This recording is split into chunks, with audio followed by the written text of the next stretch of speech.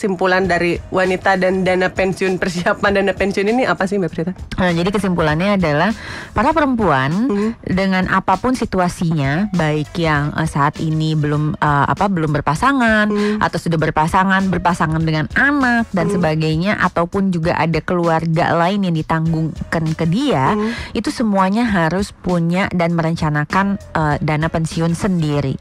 Dan dana pensiun ini tidak cukup hanya di tabungan, mengingat yang inflasinya tadi. Nah, para perempuan ini juga yang saya ingin ingatkan adalah masalah kesehatan perempuan itu pada saat sudah istilahnya tuh apa ya, yang menopause dan lain-lain itu biasanya baru muncul tuh di situ.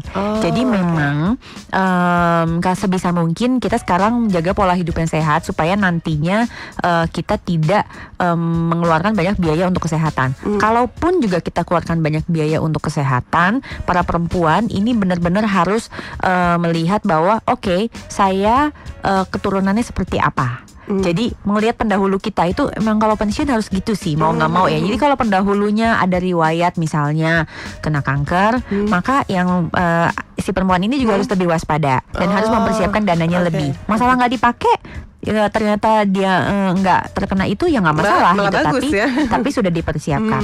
Terus kalau misalnya diabetes dan lain-lain itu juga seperti itu. Terus udah gitu apalagi sih, nah perempuan itu juga memang harus belajar untuk menahan kalau ada kebutuhan, memang prioritasnya itu harus dijaga.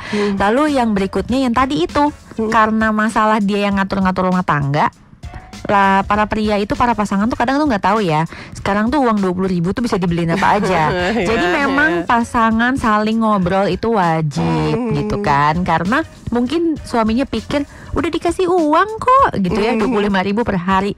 Mungkin coba deh sekali-sekali pasangannya belanja ke pasar, 25.000 dapat apa gitu kan, sehingga akhirnya karena kalau nggak gitu nggak akan ketemu. Jadi memang perempuan tuh peranannya penting sekali untuk bisa mengelola uang keluarga sekarang dan juga keluarga nanti saat sudah pensiun. Dan ingat bahwa pensiunnya perempuan itu bisa pensiun bersama dan juga nanti bisa sendiri dengan yang kondisi yang tadi itu.